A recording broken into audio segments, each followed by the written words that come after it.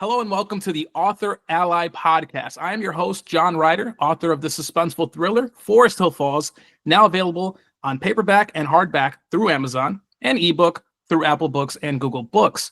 If you haven't already, go ahead and join the new subreddit, AuthorAlly, for the latest on new books, stories, and incredible authors. If you would like to support the podcast and channel, consider giving a donation to help keep us moving forward by going to paypal.me/AuthorAlly or searching for JQ Publishing on Venmo. But enough about me, the channel, or our subreddit. Today, we have our guest, James W. Cutter from Canada, author of Hull and Fire. And I'm excited to know more about their books, so let's get started. How are you doing today, James? I'm awesome, man. Thank you for having me. Yeah, hey, thanks for joining us. It's such a pleasure. I have been reading parts of your book, and I'm very intrigued. Can you tell us a little bit more about what it's about and any sticking points that you kind of want to go over? So there's the story is largely about two siblings and the sort of environment they live in. It's become a little bit hostile to them, right? This is a Flintlock-Fantasy sort of world, right? So think about the Age of Sail, think about flintlock weapons, that kind of thing. So the world they live in 15 years ago, there's a really devastating civil war. 10 years ago, a whole new giant continent just rose up out of the ocean mysteriously. And then 9 years ago, their father, who's a somewhat famous explorer, he went off to chart the coast of this new world, and they haven't seen him since. And right at the beginning of this book, his ship reappears in, its home harbor where they live. No crew aboard. It's been adrift at sea for years, it seems like, and there's no answer to this, right? So it presents them an opportunity to sort of follow in his wake and figure out what happened to him. At the same time, potentially finding a new home on the shores of this new world. Wow, that is very, very interesting. I can only imagine being in that setting. You're just discovering this ship, and especially with that person, you said their father not being on it. That's got to create a lot of mystery. I'm intrigued by that storytelling. What inspired that? What made you want to go to this time period as opposed to something more modern or maybe sets into the future? Can you speak on that a little? Yeah, so I spent a lot of time at sea. I've been a sailor for about 9 years, and that is a large reason why I wanted to write about, like a crew, basically assembling a crew. And I think a ship at sea sort of presents a really nice opportunity for a lot of character drama, right? You're trapped on a ship for months at a time with the same people. You have to see the same faces. You have to have the same conversations over and over again, right? That's a great sort of like framing device for a story. I don't see it a lot, even in Flintlock-Fantasy stories. They're a lot more focused on war or weapons or something like that. Not so much on the sailing aspect, or even the books that are about sailing. Yeah, they largely skip over what it's like to be stuck on a ship with these people, right? There's also there's a magic system in this book, right? It's and that's based on I was looking at charts and I saw the lines of latitude and lines of longitude, and I thought, what if these things were real physical things? What if I could like reach out and grab them and pull on them and use them to manipulate the world? What would that look like? What kind of magic system would that be? Sounds very suspenseful. That's the first thing that comes to mind. I mean, I don't know much about sailing, but I could tell you, just being off at sea, I think that's one of the scariest places to be. Would you agree with that? Like being out in the waters in the middle of nowhere probably gets really dark and lonely at times. It seems like a long voyage for most people, right? Yeah. There's been a few iffy moments at sea where I've been, terrified. They're pretty rare, thankfully, right? We have the equipment today to not sail directly into a storm, but there's been one or two times where it's not been possible to avoid it, and yeah, it's definitely sketchy. Sure. Could be, absolutely. So I'm thinking about your story here, and there's a lot going on. You mentioned the land popping up in the middle of the water, right? So to speak. Mhm. Tell me, what's the central theme then? So it's about, I guess, there's a lot of mystery. there's a lot of discovery needing to happen, right? What's a reoccurring theme in the novel, or is there like a central message that you're trying to get to by coming up with such a book? So I try not to write to theme or write to like a specific message, because whenever I'm reading a book and I see the theme that's really in my face, I get kind of bored of it, right? It's something that I want to explore on my own, and like, let me put the pieces together as the reader. So I'm trying not to bore the reader by presenting the theme to them on a platter like that, right? Sure. But there's always things that I'm thinking of. And in 2022, when I wrote this book, and then over the next year and a half while I was refining it, there were certain things, in my mind that I was just seeing in the real world, right? And that certainly snaked its way in, right? This is like, if you're a wealthy individual or mover and shaker, or involved in politics or something, you want to do whatever you want to do without oversight. It's quite easy to do that if you can sort of manipulate people, or at least lead people into thinking or hating maybe like a maligned group of people, a group of people that are seen as like outsiders or something, right? If you can influence people in that direction, then all the hate is cast off of you. It's cast onto this group of people, right? And in some cases, maybe it's a matter of widening the cracks in the fabric of society that are already there, right? And you can do that through, if you're a wealthy individual, you can buy like a newspaper.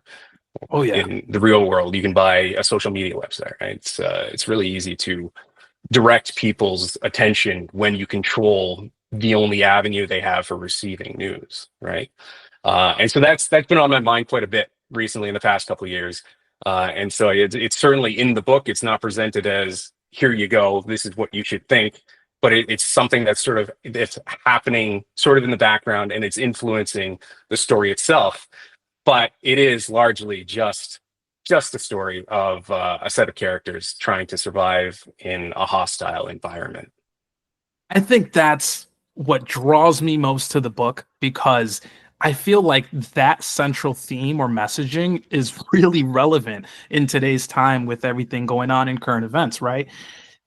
Getting sort of the other side, if you will, for lack of better terms, to kind of go against what you believe, or maybe I guess like just the general misdirection of information and knowledge and things, and getting everyone to hate each other. Meanwhile, other strings are being pulled behind the scenes, right? That's kind of what it sounds like. So I think that's what makes it very, very interesting to pick up this book and read it, because that's something that we can relate to in current times. So I'm curious then, when coming up with the plot and writing out the characters and the storyline and the misdirection, did you find any challenges in doing that? Was it tougher to write about, I don't know, maybe something that was happening with one character as opposed to the other?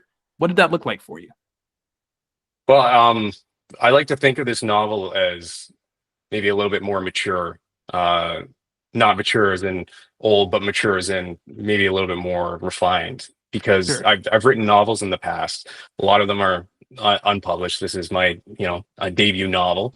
So I think I can call upon that experience when I'm writing this book, and it certainly helps to sort of like flesh out certain characters, making sure they're getting the time and attention they need, right? I've had a lot of time to think about it. So I wrote it in 2022. It was published February 1st of this year.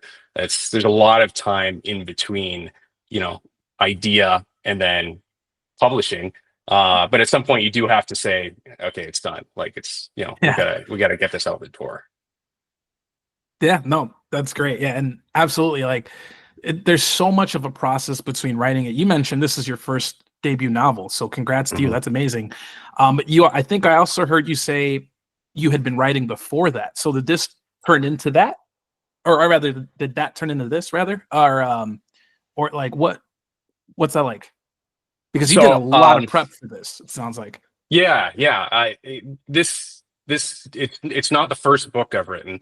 But it is the first one I published. So I've written other stories, and I've been writing since I was 5 or 6 years old, I think. Wow. So when I started writing stories. But this is the first time I was very serious about it, and I think it's a good idea if you're an amateur author, if you're brand new, to learn the ropes. The best way to learn is to do, and the best way to do this is to just write a book, Yeah. right? Edit it to the best of your abilities, put Yeah. it in the drawer of your desk or on your hard drive, and don't look at it again for years potentially, right? It's totally okay to do that, and then you move on to the next thing, whatever the next project may be. Maybe it be a script, a short story, uh, doing whatever you need to do, right? And you can draw on the experience from that previous novel that you have no intention of writing, or no intention of publishing, and you'll be a better writer for it. And then once the next project is out the door, you can go back to that old script or that old manuscript and look at it and see how far you've come, see how much you've matured just by doing the thing, right? Just do the Oh, yeah. thing. I love that. It's almost like you're zooming out and then you're able to see Mm-hmm. everything. I like that. So, question for you. Did you enjoy the writing process more, the physically like writing and developing the storyline, or did you enjoy the publishing process more where you had to go and refine your work, get it prepped for release, and then maybe working with the artwork and actually putting it out into the world? What process was more enjoyable for you as a writer? Undoubtedly, writing is the best part of writing. Editing is the worst thing in the world. Refining the manuscript is the worst thing in the world. But writing the book, just free writing and not worrying about spelling or grammar or anything else like that. That's my happy place. Yeah. That's the place where, I feel best. I feel like I'm strongest right there. It takes me maybe a few months to write a book and then a few years to edit it to the point where I think it's publish worthy, right? Yeah, undoubtedly, I enjoy writing a lot more than any other part of the process. Publishing is a pain in the butt. Oh, yeah. Marketing is even worse. And so, writing is the best part. I love that. I was speaking with someone else. It was interesting. They're pretty 50-50. They're by trade, they do something in business. They're in the business world, but they really had a passion for writing. So when I asked them this question, they said, as much as I like writing, I like the business aspect of publishing. They like actually the marketing and putting it out. They find that more enjoyable, but they also love writing. So I thought that was interesting. So I wanted to understand your viewpoint on that. So let's go back to your characters really fast. So you got a very interesting story. They're out on a quest, essentially. Who are your main characters, as much as you can tell, and how did you develop that? Why did you choose these group of individuals? So I have a pair of siblings. They're kind of the centerpiece for the story, right? The siblings, it's their father who went missing. It's their ship that's returned to them. And they're the ones assembling the crew. So they're the centerpiece. They're the focal for the plot, basically, right? But they have to assemble this crew, and the crew is sort of like a mishmash of different kinds of people, right? You've got people from that Civil War that maybe are a little bit broken, haven't fully recovered from that Civil War. You actually have two people that they hire that fought on opposite sides of the Civil War that are now members, that are now crew of this ship, and they need to call upon the expertise while keeping these two, very very headstrong people at bay, from tearing each other apart, basically, right? And develop some trust there, right? Mm-hmm. You've got it's a whole cast of characters, so it's like an ensemble cast, almost like a piece of theater, right? Where you have like a Love huge that. group of people and they all get their point of view chapters and stuff, and it all sort of like fits together like little puzzle pieces. And I enjoy reading books like that, so I enjoy writing books about it as well. And all these characters, they're all flawed in different ways. In some cases they're my own flaws that are taken to the extreme. And in some cases they're flaws that I've made up whole cloth, but every single one of them is flawed. Every single one of them has issues. They all need to sort of come together and work together, because it's the only way that they're going to survive this situation. Mm-hmm. Now that they're stuck in it together. Oh yeah. I like that. I think about my own friend group, where if we were caught in a catastrophic situation, like we would not be the best, or we wouldn't be well equipped to deal with that situation, but we have to come together and figure out a way. So I like that you said they're all kind of different in their own way. They all have their own flaws. Did you like one character over the other? Was one a lot more enjoyable to write? I like all of my characters equally. It would be terrible of me to say I like So, one more than the other, but sure. there's a character in that doesn't show up until maybe a third of the way into the second book that I have a soft spot for. But I won't mention more about that until Yeah. you know. Don't want to spoil that. It's kind of like, Yeah. it's kind of like being a parent when you're referring to your characters. Like they're almost like your kids, you can't like one over the other sometimes. Hmm. So then the story as a whole, then, was there a particular part in the story that you liked more over the other? Was one more entertaining? Or I don't know. I was working with someone else and they mentioned that a particular part of the story they spent 3, 4, 5 days on because that part meant the most to them in the story. I was curious if you had anything like that for yourself. There are scenes in this story that came to me and just sort of like arrived in my head fully formed already almost, and I had no idea who these characters were and I had no idea what was going on, but there was tension in this scene where these characters were interacting, and there's one or two of them in this book and there's a few more in the second book, and it just came to me fully formed, and I'm like, oh wow, I should write something. I got to write the rest of the story around this now. And I don't want to mention the specific scenes, but there's several sort of like tension filled scenes where those are the ones that came to me. Love that. That's great. And so I would imagine with writing such a, thought-provoking story that's got a lot of mystery, that's got a lot of elements to it, your ideas probably are flooding off of the page. Did you ever hit a slump in writing this story, especially it being your first story? Did you ever have to stop and take a step back and kind of reassess your thoughts, or did you have writer's block? What was that like for you as an author? So I don't think I've ever had like a full-on writer's block moment, but definitely, like every writer, I've got moments where I get distracted or the words aren't flowing as easily, and I mean that's easy enough to fix, right? For me, I can just go outside, I can look at some trees, touch some grass, Nice. that kind of thing. Just like a hard reset, basically, and then come back, get back into it. Or alternatively, I go in, I start working on another story because I always have a few stories on the go, short stories, novels, novelettes, sort of like project outlines and stuff like that. And if you work on that for a little bit and then you come back to the main project, usually it's enough to sort of like get the words flowing again, right? I like that. So you're a pure writer. You take a step back from what you're working on, work on something else, Yeah. and you're equally successful. That's great. You're just constantly releasing material. I love that. Did you have to do any research for this book? I would imagine a book like this, being that it takes place so long ago, was there any research you had to do to bring the story to life? Yeah. Like I mentioned, I'm a sailor by trade.